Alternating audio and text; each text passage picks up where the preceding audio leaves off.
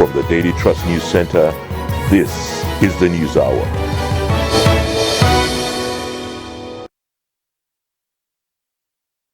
On News Hour tonight. God save the King!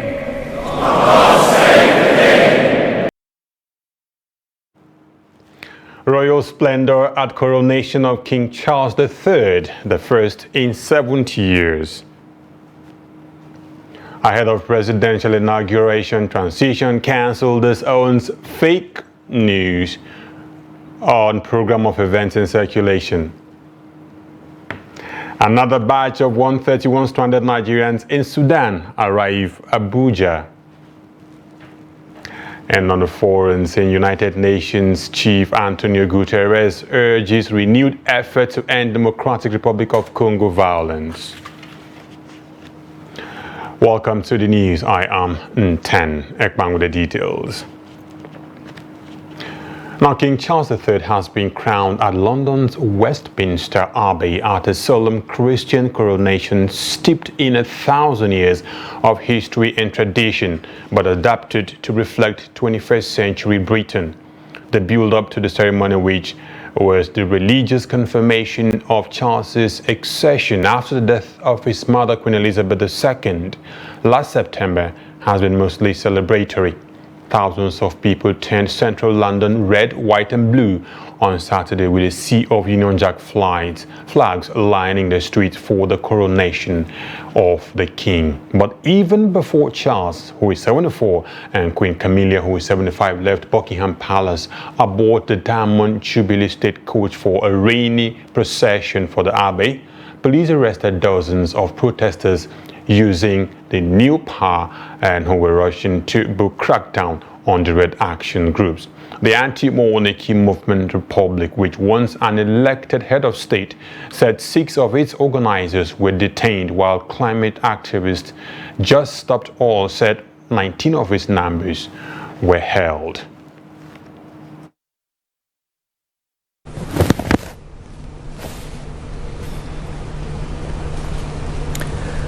God save the King! God save the King!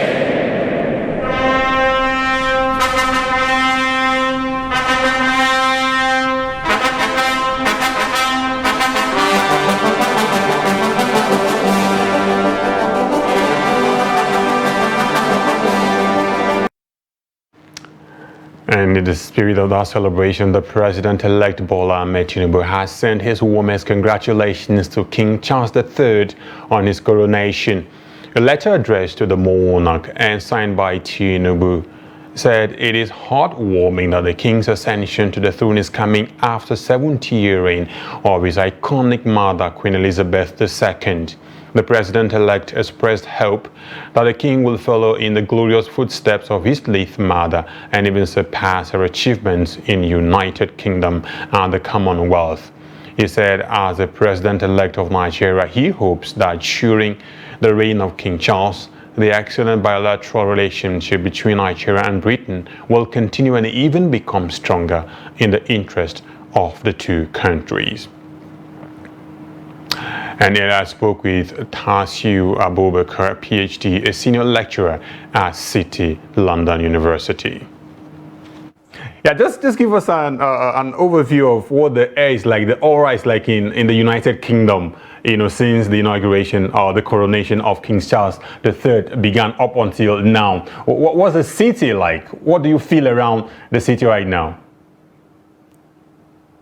Well, it is a combination of two things. There are those who are celebrating this, especially the monarchists, those who support the existence of monarchy in the United Kingdom. And then there is also protests among those who really don't see any future for the monarchy in the UK. So you have two sets of things. The celebrants who are all over the place, partying, dancing and enjoying the entire celebrations. Quite a few of them are also there in the palace and in many other places, including the main church where King Charles was inaugurated today, officially as a king. He's been a king for the last couple of months. And then around Trafalgar Square and in other places within London itself, there are those who are protesting against the monarchy. And the main title of their protest is "Not My King." And you see some of their pamphlets denouncing the monarchy in the UK. But I will say overwhelmingly the celebration part takes more precedence. It's the dominant issue within London itself, and so and a number of other cities within the United Kingdom. Okay, yeah, for those who are protesting, is there anything they can do? Is there so much they can do rather than just saying, "Not my king"? Do they have probably a legal ground to say, okay, he's not my king, maybe abolish the royal family, whatever ruling and all of that? Is there so much they can do than just protesting along the streets? Well, essentially, to be honest, there is very little they could do beyond the protest. Legally, the king is the head of government in the United Kingdom here. And so the constitutions is more like constitutional monarchy, as you probably know. And so legally he's the king, and he inherited this from his mother, the late Queen Elizabeth II. And so in terms of legality, he is obviously the king. Okay, yeah. So some people believe that the influence the king will have, in the Commonwealth of Nations may not be as strong and powerful as that the mother had. And that during the reign of King Charles, officially started some months back, and moving ahead, some countries may want to, that are still under the Commonwealth, under the rulership of Britain now, may want to sever relationships, sever ties with the royal family and Britain as a whole. Do you see that come into play within the life of this king? Okay, there are two things here in your questions. The Commonwealth as an entity has some level of variations. There are countries within the Commonwealth, including Nigeria, for example, India, New Zealand, Canada, even Cameroon, French-speaking Cameroon joined the Commonwealth because there is a part of Cameroon which is English-speaking. Yeah. So there is Commonwealth where the king is not head of state, like in Nigeria, for example. Yes, but there are also the some Commonwealth members where King Charles is the head of state. So in those places, there were agitation even before the assumption of the current king, even before he assumed the role as the king. There were those who wanted to leave, especially some entities in the Caribbean. So those might still continue to insist that they will want to ditch the king as the head of state in their own particular countries. Fantastic. Okay, now let's go to the coronation proper. Britain has been known to sticking to customs and traditions. And the last time we had a ceremony like this was about 70 years ago. I know a couple of us were not born at that time when that was held. Right now, looking at that time up until now, has anything changed with the traditions that, come with ceremonies like this? Not really. If you have watched this coronation on television, you could see all the traditional regalia, the ceremonies, the almost 1,000-year-old of traditions be replayed today to just re-establish the established tradition within the British monarchy. So the tradition is still retained, even though there is also a bit of modernity in the way they do it. Technology has changed so many things, and even in the compositions of the people who will be there. Dr. Abdullahi Tasiu Abubakar, Senior Lecturer at City University, London, I'd like to thank you very much for your time. We do appreciate you. Pleasure to have you. A constitutional lawyer, Kayode Adeola, has written to King Charles III pleading for a prerogative of mercy for the former Deputy Senate President Ike Ekweremadu and wife Beatrice over their conviction by a British court. Ajulo made the plea in a letter to King Charles III and made available to newsmen in Abuja on Saturday. Ike, his wife, and Dr. Obinna Obeta were sentenced to 9 years, 4 years, and 10 years, respectively, in prison by an Old Bailey court for violating British laws on kidney donation and transplant. He described the chronicles of Ekweremadu and his wife as a sad one that left a bitter taste in the mouth. He said their action was, in quote, a desperate move by parents in their quest to save the life of their daughter, Sonia. He explained that Ekweremadu may have chosen not to publicly advertise for a kidney donor to avoid swindlers who could take undue advantage of his daughter's ailment. And staying with our story, Sonia Ekweremadu, daughter of former Deputy Senate President Ike Ekweremadu, says her parents sought a kidney donor for her from outside because of the family's health history. Sonia, who spoke in an interview with the BBC following the sentencing of her father to 9 years and 8 months in prison by a UK court for organ trafficking, said her father's family has a history of kidney conditions. The 25-year-old explained that she had a gene that necessitated her to find a donor outside family members. She added that though some persons came forward as donors after the case went public, she is still on dialysis and is hoping that she will be able to get the transplant done soon. I wasn't involved at all. It was mostly my family that handled everything to do with my medical side. It's sad. It's been really hard to really wrap my head around it. I don't feel anything towards him. I wish him all the best. They're quite calm, surprisingly. Yeah, I can't really speak on what they are feeling. This is just from an outside perspective, seeing them.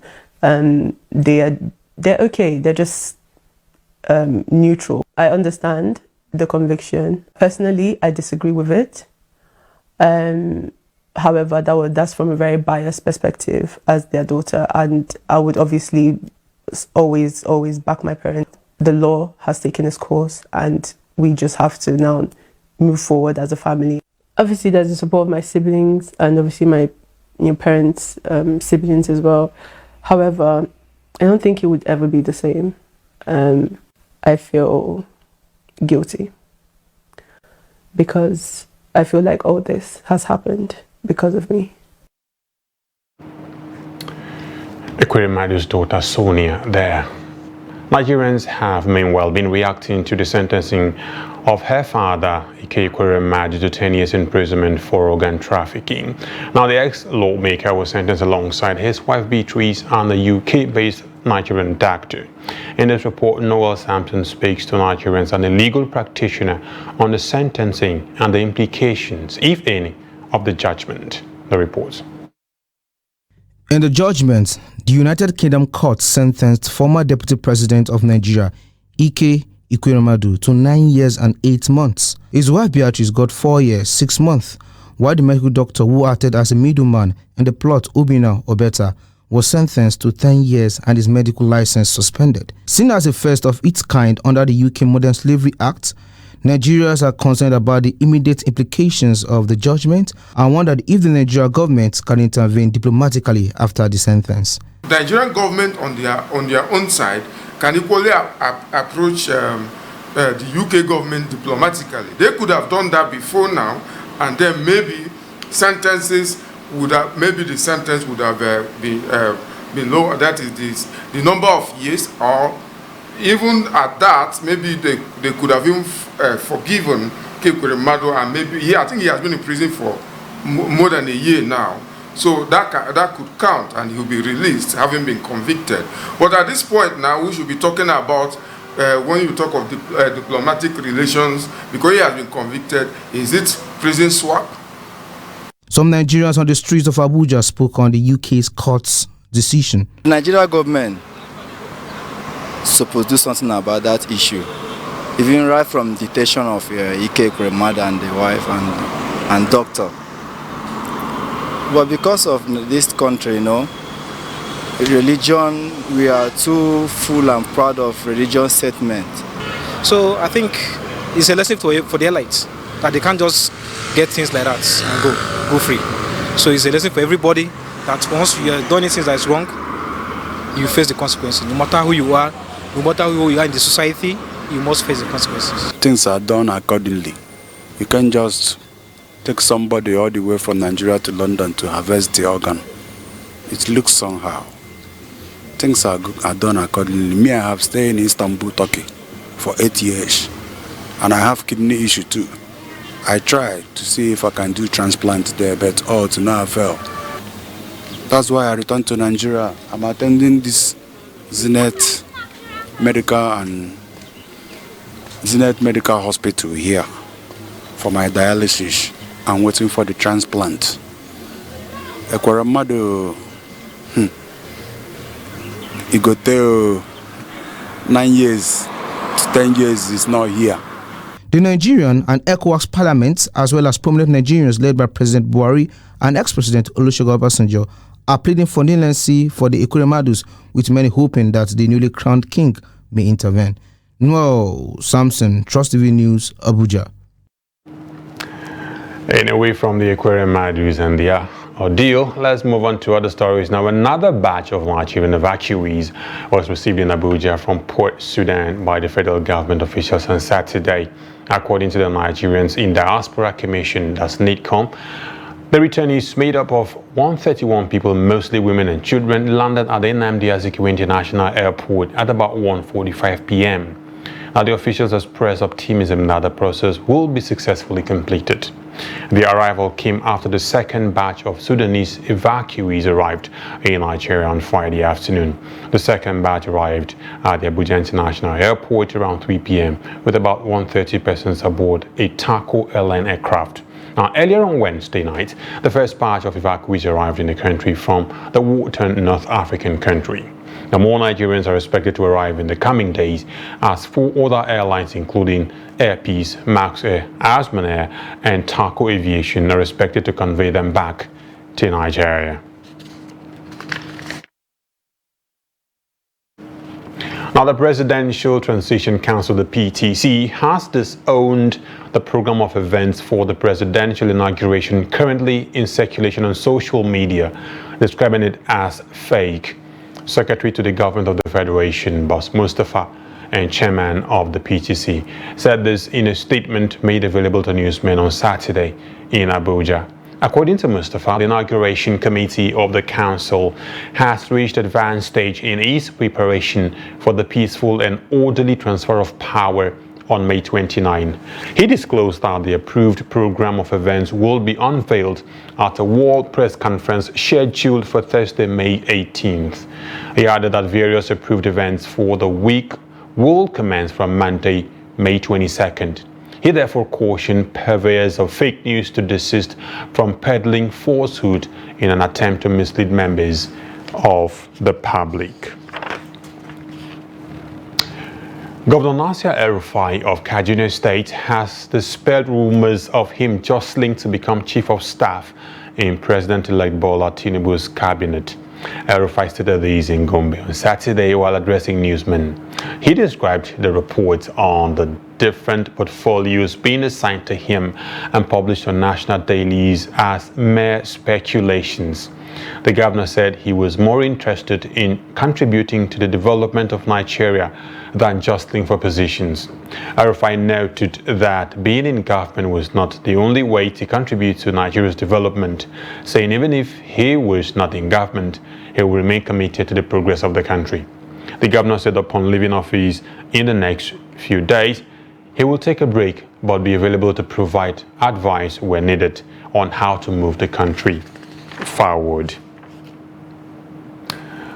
Former Deputy Speaker of Plateau State House of Assembly Yusuf Gadi has declared his intention to run for the Speaker of the 10th House of Representatives. He declared his intention at the unveiling of his manifesto and a compendium of his achievements in the 9th National Assembly in Abuja.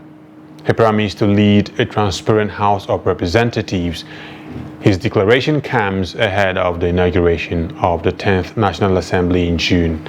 Some elected federal lawmakers alongside friends and relatives of the Gagi who represent Panshikin Kanke Kanam Federal Constituency of Plateau State were at the occasion to support his ambition. Now, the second-term federal lawmaker said to achieve his ambition, he is courting elected lawmakers from other parts of the country as well as other political parties. A group of young politicians from Nigeria's Middle Belt region has called for justice, equity, and inclusion in producing leaders that will engender national cohesion and consolidate democratic culture in Nigeria. They made the call following the decision by the ruling All Progressives Congress to settle for consensus in the selection of leaders for the 10th National Assembly. Noel Sampson has more. With the conclusion of the 2023 general elections, which produced Bola Tinubu from Southwest as the president-elect and his vice Kashim Shettima from Northeast respectively, attention shifted to the National Assembly election, where the new Senate President and Speaker will emerge when the 10th Assembly is inaugurated in June. This has been settled with the ruling party setting for South-South to produce the Senate President, while the Northwest takes the slot for Deputy Senate President. Despite the politics that plays out in who gets what in terms of NAS leadership race, this youth movement says it wants justice, equity, and inclusion to determine those who emerge leaders of the 10th National Assembly. Talk about inclusive government. We are talking about a government where everybody has a say, everybody have a sense of belonging in that particular government. That no side is being left out. Every particular aspect of the country, every angle, every part of the country is being carried along. The 6 political zones are being carried along in one way or the other. That's what inclusiveness means.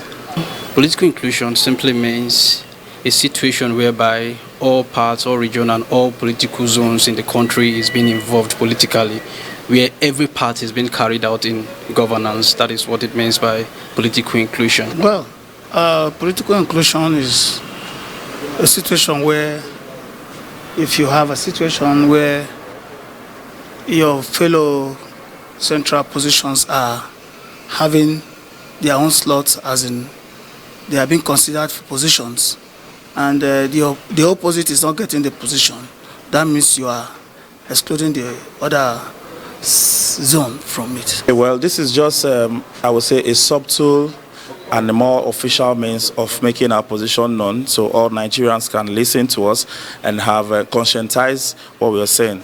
Now, the next movement is to talk to the members-elect directly, and which, of course, will be done in the coming days. For this group, the sharing formula must be the one that caters to all zones as well as other interests that will engender unity and move Nigeria forward. Noel Sampson, Trust TV News, Abuja.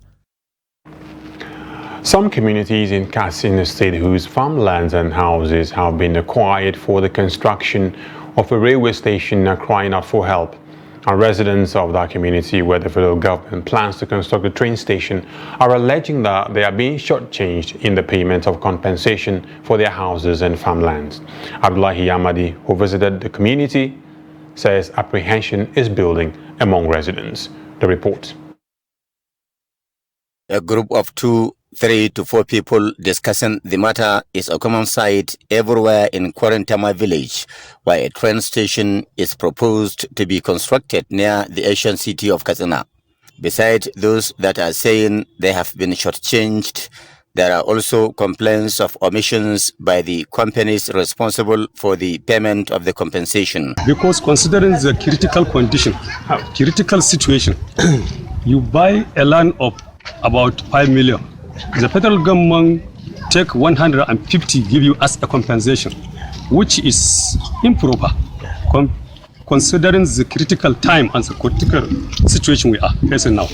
Apart from that, we appeal government, federal government, or the contractor should go back and see, because they have separated the contract in cases. He should go and make a reference with Jigawa, Kazauri, and what you call the Shargalle, that is the Daura constituency. He should make a sample how they compensate their land there. Because here is not a main road only. They occupy the whole area because they want to make a station. Many of these villagers are disappointed that the highest compensation for a farmland and a house is 1.3 million naira, which cannot buy them even a plot of land in the same community. While appealing for government's intervention, residents of Korentama say they have submitted everything to God. إياك نستعين اهدنا الصراط المستقيم صراط الذين أنعمت عليهم غير المغضوب عليهم ولا الضالين اللهم صل على سيدنا محمد الفاتح لما أغلق والخاتم لما سبق ناصر الحق بالحق والهادي إلى صراطك المستقيم وعلى آله حق قدره ومقداره العظيم سبحان ربك رب العزة عما يصفون والسلام على المرسلين والحمد لله. Representatives of the companies responsible for the payments and those of the Federal Ministry of Housing and Lands Development both declined to comment on the various complaints of the affected villagers. However, a representative of the office of the Magajingaran Katsina, Nura Garkwa, made an attempt to clarify the issues raised by the affected people of Korentama. All the confusion here is that people are claiming that the money was given to them is too small. Yeah, they have been shortchanged. They have been shortchanged. Yeah. We try to explain based on the company that land is belong to federal government constitutionally. Government is only paying what is on top of the land, crops, buildings, and other structure. We all know that. Observers blame inadequate sensitization by both the federal government and the companies for any misunderstanding that may arise along the process of establishing the Katsina railway station. Abdullahi Ismail Ahmadi, Trust Television News, Katsina. You're watching News Hour on Trust Television. Coming up after the break, we take a look at the story of Kaduna's oldest newspaper vendor. Please stay with us.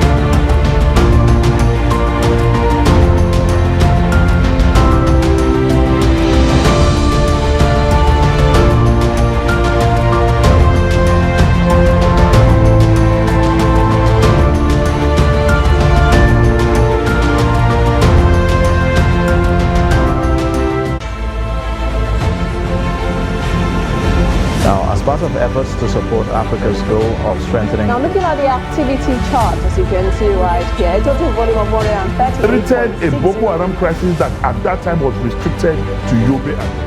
How secure are they? You can see security men with blood. This is the road leading up to the... Already, if you look at English squad, you are looking at EPL, you are looking at their names. You are not looking at...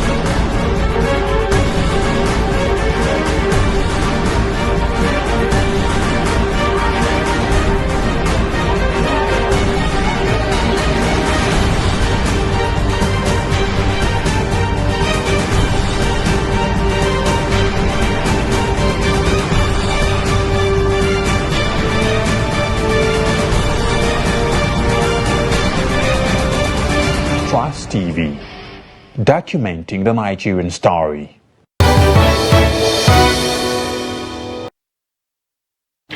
Welcome back. If you're just joining us, you're watching News Hour on Trust Television. A recap of our top stories. Royal splendor at coronation of King Charles III, the first in 70 years. And ahead of presidential inauguration, Transition Council disowns fake program of events in circulation. Now moving to more stories. Now, some members of the opposition Labour Party in Bauchi State have distanced themselves from the acting national executives of the party led by Bashiru Lamidi Apapa, saying the recent NEC meeting held in Bauchi State is null and void. Now, they made the statement in a letter read to journalists during a press briefing in the state. Adamu Imam has that story. The members who attended the briefing, made up of chairmen of the party in 12 local government areas, unanimously agree that those who participated at the recent National Executive Council meeting on the 3rd May in Bauchi State do not mean well for the party, saying Abure is the genuine national chairman of the party. The Labour Party, they have executive. If the court suspended or restrained Abure from exercising his duty as the chairman of the party, the chairman of the national party, of the party national chairman, what happens is this: he has a deputy. If the secretary was suspended, was restrained to, he has a assistant secretary. The national working secretary was suspended. He has an assistant. Those people are eligible. By right, they are supposed to take over the mantle of leadership of the party. So why would somebody sponsored from somewhere come and impose himself on us? No. What happened in Bauchi is unacceptable. In a swift reaction, the party executives at the state level dismissed their claims, describing them as selfish members of the party. As a custodian of rule of law, we believe in due process and hierarchy of authority. That is why we pledge our loyalty to the new leadership of Labour Party under the stewardship of Mr. Lamidi Apapa, and not anyone with serious criminal allegation hovering over him. 3. It is imperative to note that Labour Party in Bauchi State still remain under the leadership of Barrister Hussaini Saraki. Other members of the party, however, expressed dismay over the lingering party crisis after the 2023 general elections. Adami Imam, Trust TV News, Bauchi. A federal high court sitting in Lagos has ordered the final forfeiture of 293 million naira, 6 parcels of lands and 30,000 MTN shares recovered from a former commander of the Military Joint Task Force Operation Polo Shield in the Niger Delta region, Major General Emmanuel Atewe, retired. Justice Chukwuejeku Anneke on Friday made an order for the permanent forfeiture of the assets to the federal government, following an application by the Economic and Financial Crimes Commission, the EFCC. EFCC lead counsel Rotimi Oyedepo SAN had brought the application before the court for the final forfeiture of the assets without conviction, pursuant to Section 17 of the Advanced Fee Fraud Act 2006 and Section 44(2)(b) of the 1999 Constitution as amended. Since 2006, the EFCC has been prosecuting Atewe alongside the former Director General of the Nigerian Maritime Administration and Safety Agency NIMASA, Patrick Akpobolokemi, Kime Egonzo, and Josephine Otuaga. They were all accused of conspiring to divert a sum of 8.5 billion naira for the military operations Polo Shield in the Niger Delta. In March 2020, Justice Mohammed Lehman had ordered the interim forfeiture of the assets following an ex parte application by the EFCC counsel Rotimi Oyedepo. Oyedepo had told the court that the assets sought to be forfeited were parts of the proceeds of 8.5 billion naira, which Atewe allegedly diverted from the military operation between September 5, 2014 and May 20, 2015. Now, Sule Mejirida, an indigene of Kawo Birnin Kudu local government area of Jigawa State, has been a newspaper vendor since 1974. and is held by the gate of Radio Television Kaduna, now FRCN and NTA Kaduna Network Centers. His newspaper business is, however, facing the challenge of extinction due to lack of patronage on account of the emerging new media and a declining reading culture. Now, Trust TV's Bello Musa speaks with Sule Majorida, who narrates the challenges newspaper vendors face nowadays. We started this business when a newspaper is sold at 5 kobo, not even naira. I have been a vendor for 50 years.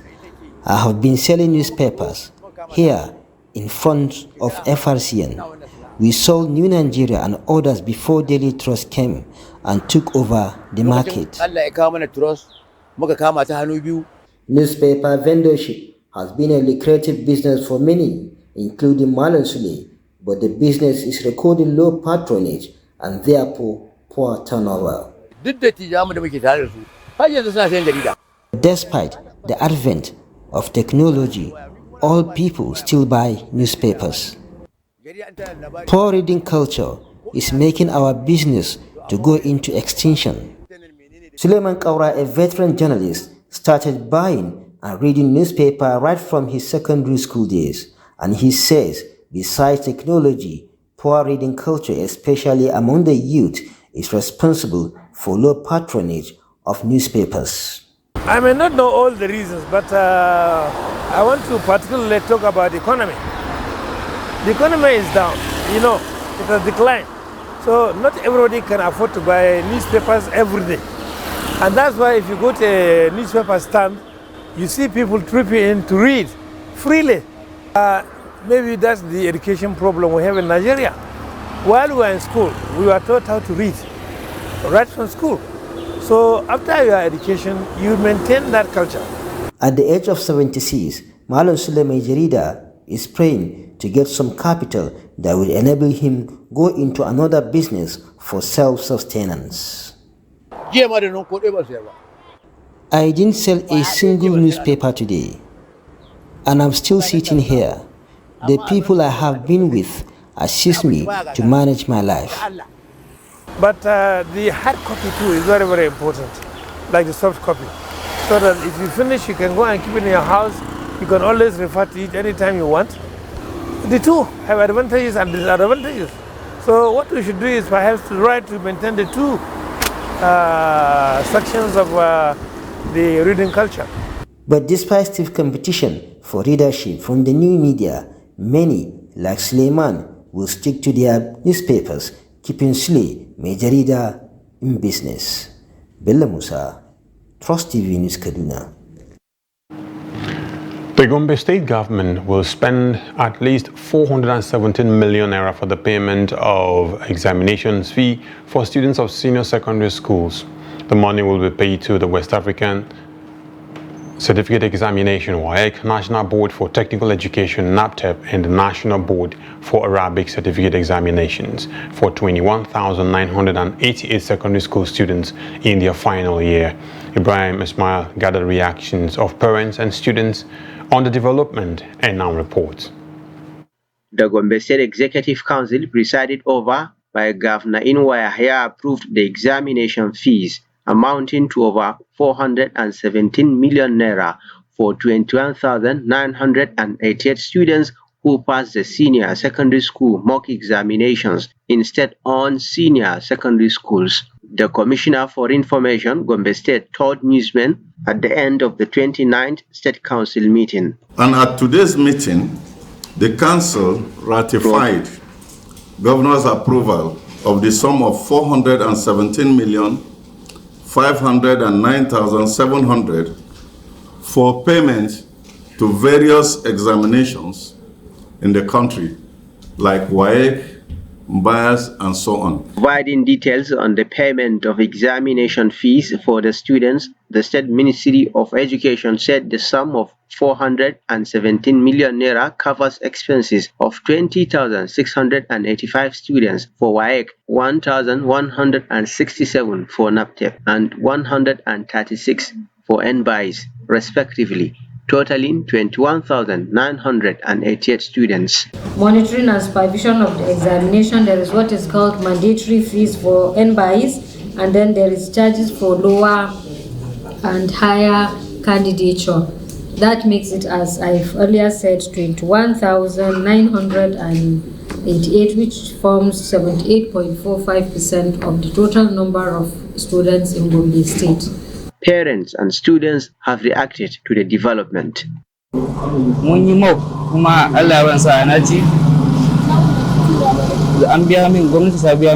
passed the mock exams and government had paid for my WAEC fee. We are now preparing for the exams scheduled for Monday, and we pray for our success. My message to the parent or to the student, I think the student should put the effort for this gesture that government has made to them, and the parent also to pray for the government for their development and their success. The beneficiaries had initially sat for mock examinations in 151 government senior secondary schools across the state.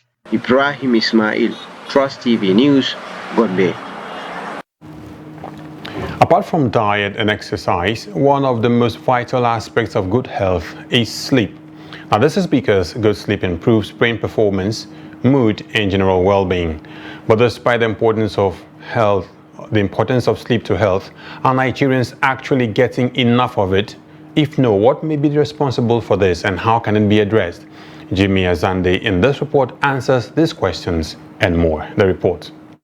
Generally, sleep is a state of reduced mental and physical activity in which consciousness is altered and sensory activity is inhibited to a certain extent. Medically, there are minimum hours required of human beings to sleep, depending on age brackets. For instance, the recommended sleep time for preschool children of 3 to 5 years is 10 to 13 hours, including naps. Some age children of 6 to 12 years are meant to sleep for about 9 to 12 hours. Teens of 13 to 18 years, 8 to 10 hours, while adults of 18 years and older are to get 7 hours of sleep or more.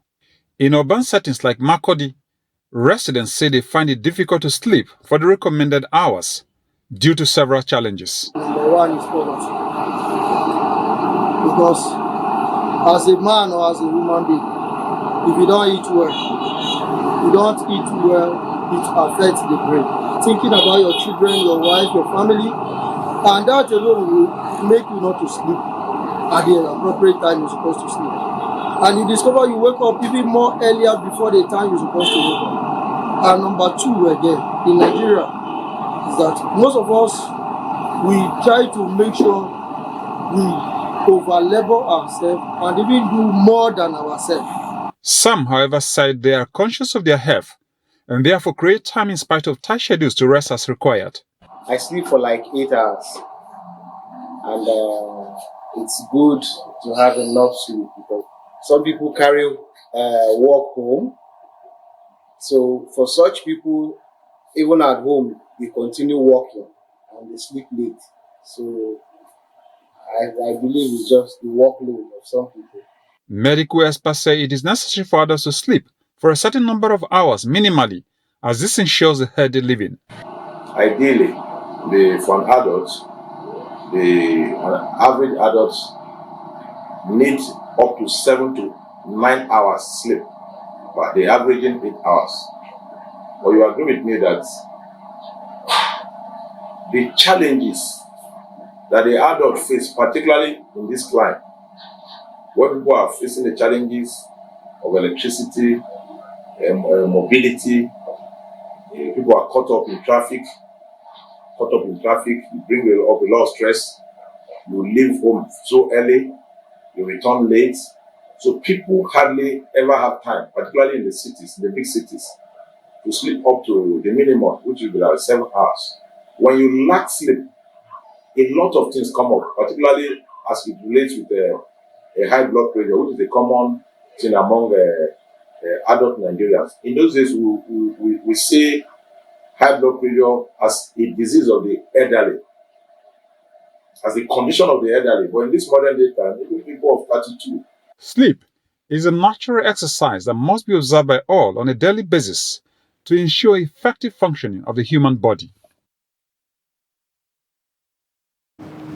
Now, the Cross River State Governor Ben Ayade has imposed a dusk to dawn curfew in Ovonum and Fatura communities on the Awubra local government area of the state with a major effect. The curfew is from 6 p.m. to 6 a.m. And this came amid tensions and ongoing clashes between both communities. Special advisor to the governor on media and publicity, Christian Ita, in a statement on Friday said the state government had directed security agencies in the state to ensure strict enforcement of the curfew. Governor Ben Ayade was also said to have imposed a 6 a.m. to 6 p.m. curfew on both communities with immediate effect. The governor, who decried the destruction of lives and property in the renewed clashes, vowed that government will bring to book all those behind the clashes.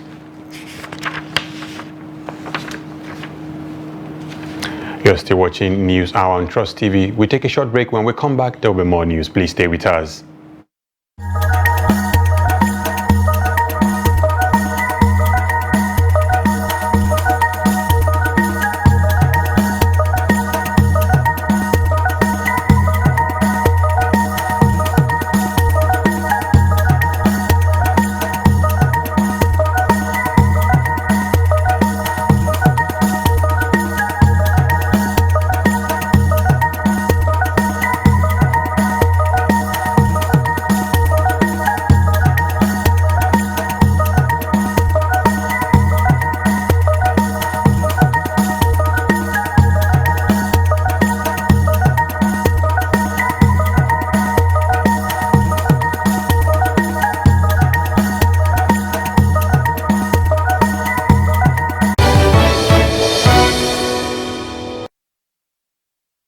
Welcome back. Up next is business news, and Chioma Kanwafo is standing by to bring us the latest in the world of business.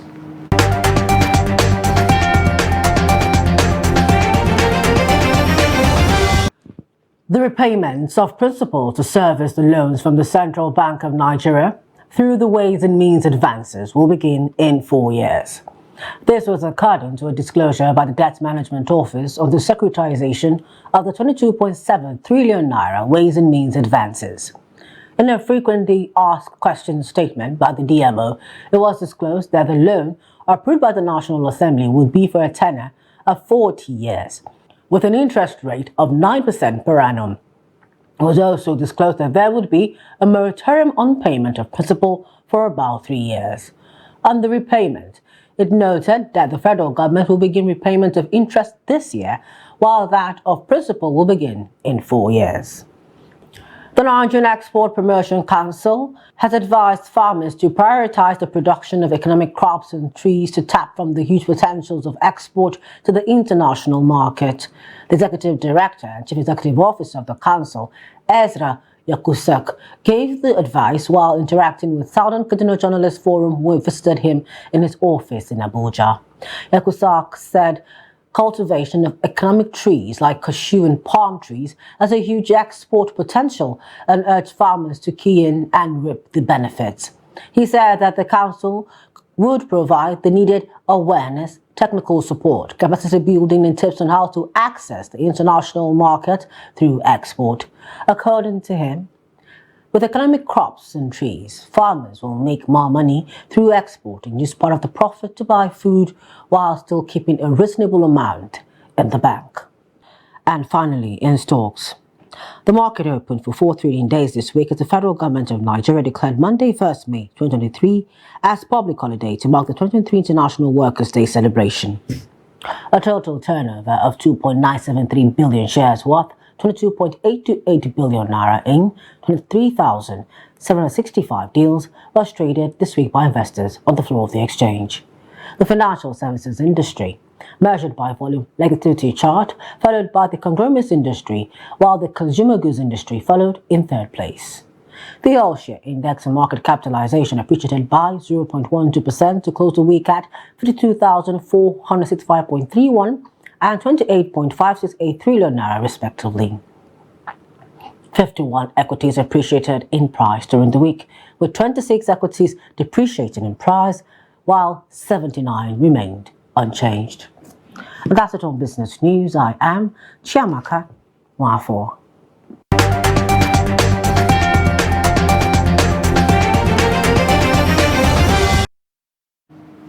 Thank you, Chiamaka. Moving on now, the Economic Community of West African States, ECOWAS, says it is facilitating the empowerment of women and strengthening the fight against gender-based discrimination through policies and programs. Speaker of the ECOWAS Parliament, Sidi Mohamed Tuni, said this at the ongoing ECOWAS Female Parliamentarians Association Town Hall meeting in Abuja on Friday. The theme of the meeting, which is organized by the Parliament and ECOFEPA, is rejuvenate democracy by giving voice to the young people. Tuni said the meeting was strategically aligned with the current economic ECOWAS Vision 2050, which placed more emphasis on women and youth development in the sub-region. The speaker said it aimed to address some of the issues that had contributed to gender inequalities. Significantly, the allocation of a budget line to ECOFEPA and gender programs in the Parliament's annual budget has facilitated the empowerment of women and strengthened the fight against gender-based discrimination, all designed to address inequalities between men and women and to promote gender equality. We do not take for granted the critical role women and youth play in advancing gender parity, promoting social diversities and inclusion, holding the executive to account, and drawing attention to specific issues such as the plight of street children, rising youth unemployment, and illegal migration. On the foreign scene, the United Nations Secretary General Antonio Guterres on Saturday urged African leaders to redouble efforts to bring peace to the Eastern Democratic Republic of Congo, where violent armed groups have terrorized civilians for decades. Guterres addressed a high-level meeting in Burundi of African nations that signed a UN brokered accord in 2013 to promote stability and security in the mineral-rich but conflict-wrecked nation. He said the agreement forged a decade ago marked a turning point for cooperation in the often turbulent region, adding that the current crisis underscored how far they have gone and have to go. Armed groups have plagued much of Eastern DRC for 3 decades, a legacy of regional wars that fled in the 1990s and 2000s. One militia, the M23, has captured swathes of territory in North Kivu since taking up arms in late 2021 after years of dormancy. The heritage of the DRC belongs to the Congolese people. We must ensure that it becomes a source of prosperity and development, not of conflict, revolvers, and unsustainable exploitation. Peace and development must go hand in hand. And for peace to be sustainable, the voices of women, young people, and displaced persons must be fully heard in all political, security, and judicial processes. The death toll in ethnic clashes in India's remote northeast region rose to 54 on Saturday, with fresh violence overnight, despite authorities rushing in troops to restore order. Thousands of soldiers were sent to Manipur state after a protest march by a tribal group turned violent on Wednesday. Authorities imposed an internet blackout and issued shoot-at-sight orders in extreme cases in an effort to contain the unrest. The situation remained tense after a fresh bout of violence on Friday night, hours after the state's top police officer warned that rioters had stolen arms and ammunition from police stations. Hospital morgues in the state capital and the district further down had reported a combined total of 54 dead, according to local media. And for some sports news now, Bayelsa United will look to shock their hosts, Rivers United, their fortress in Port Harcourt on Sunday. Rivers United are unbeaten at home in the Nigerian Premier Football League this season. Now, Bayelsa United are hoping to get crushed into the Super 6 reckoning, and a win at the Adokie Amesama Stadium, Port Harcourt, will be vital in achieving that. The Restoration Boys will continue on the likes, will be counting on the likes of scorers Robert Mizo, Stephen Wisdom, and Alex Oyowa to deliver the goods for them in the game. Both teams played a 2-all draw in the Revex feature in Yenagoa. And for more sports, let's join Adeni Ajishafe for more. An annual sporting event to keep fit and maintain wellness through sports tagged All Can Play the Game has taken place in Abuja with various competitions. The event in its 11th year had Ayo, Scrabble, Monopoly, Ludo, table tennis and several other sports that brought young and old men and women together. Kids were on hand to also show their skills in athletics with boys and girls competing in 100-meter race, including board football.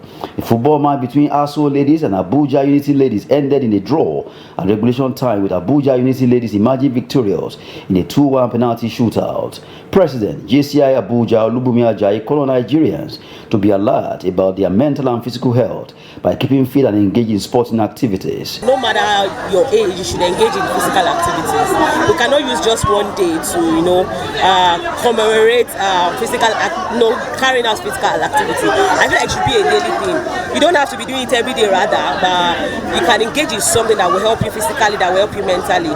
Get a gym registration, join a team that runs in the morning, join a marathon team, hike, or whatever that it is that you know that you can do that can help you boost your body metabolism, your mental stress. I mean, it's difficult out there. People are going through a lot, so I don't know why you should just want to be with yourself and not doing anything. The national president, JCI Tahir Abdullahi, advocated for more involvement in sport as it adds more productivity at whatever humans do. For me, for Nigerians, I would encourage them to continue to participate in sports events and also encourage people within their circle to participate in it, because it's always been that reason that unifies people, and it is very important for us as a nation at this particular point in time to be more united and actually go separate from some other person. There is a lot of things we can achieve together, and those are the areas we should focus our energy on rather than the negatives or what's a unified Nigeria. Winners were presented with medals in different categories of event. Team Baba and Team Yara locked arms in the men's football match, which pits the young against the old. Baba FC goalkeeper showed that experience is the best teacher, as he kept well all through the match, blocking the Yara FC young players from scoring.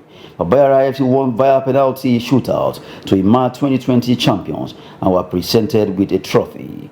That's Sport News. I'm Adeni Ajishafe. With that report from Adeni Ajisafe, we've come to the end of News Hour tonight.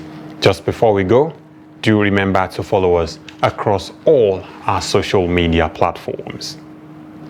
I am Nten Ekpan. Thank you very much for watching, and bye-bye.